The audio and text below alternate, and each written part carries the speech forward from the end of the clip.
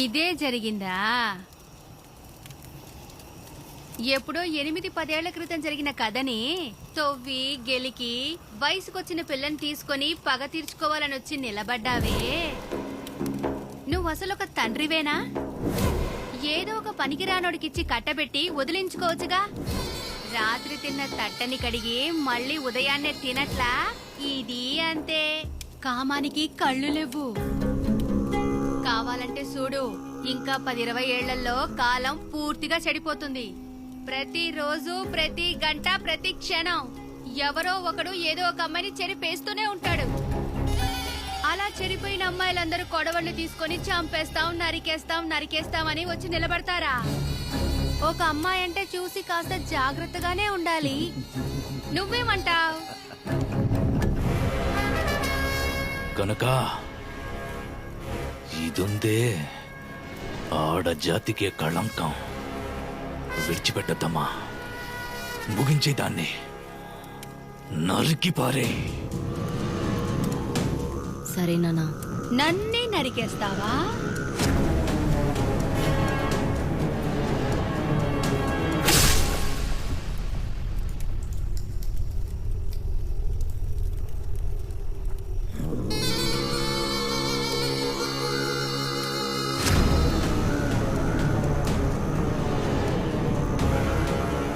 అనుమతి లేకుండా ఎవడైనా అమ్మాయి మీద చేయి వేస్తే ఏ అమ్మాయి అయినా కొడవలితో నరికి పారేస్తుంది.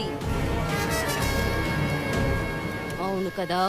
మిమ్మల్ని తాకడానికి వాళ్ళు భయపడినప్పుడు వాళ్ళని తాకడానికి మీకెందుకు భయం? కొడవలితో నరికేసాయి.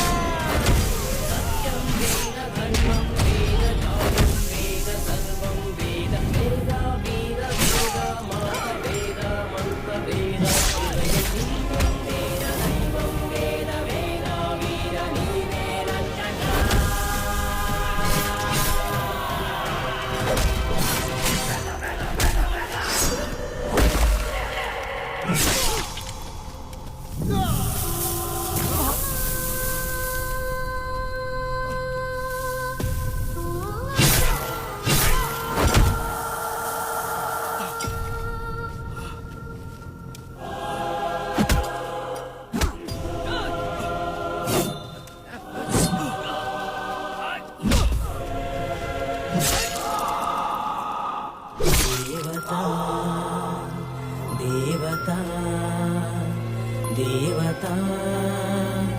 దేవతా దేవతా దేవతా దేవతా దేవతా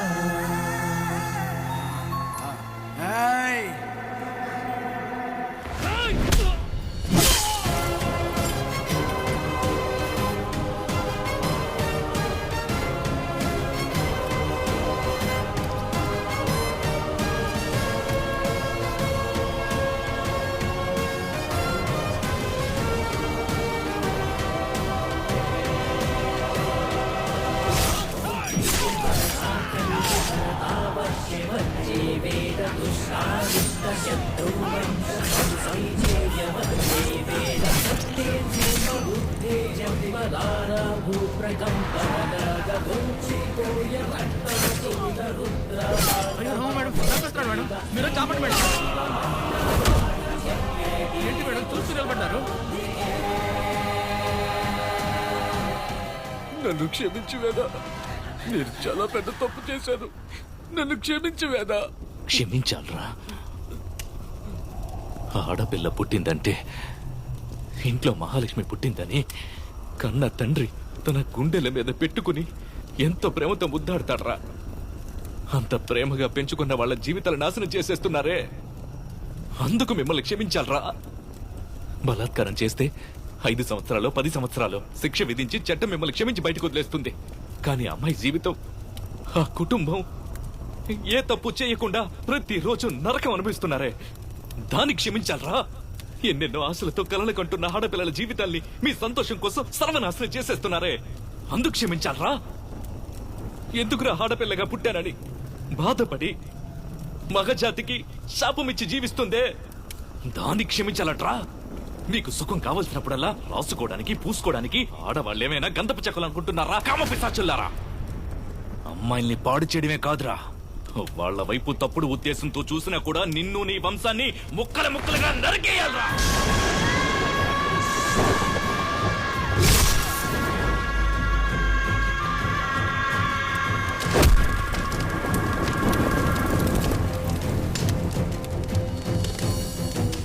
వేదా, ఇన్నాళ్ళు నిన్ను పట్టు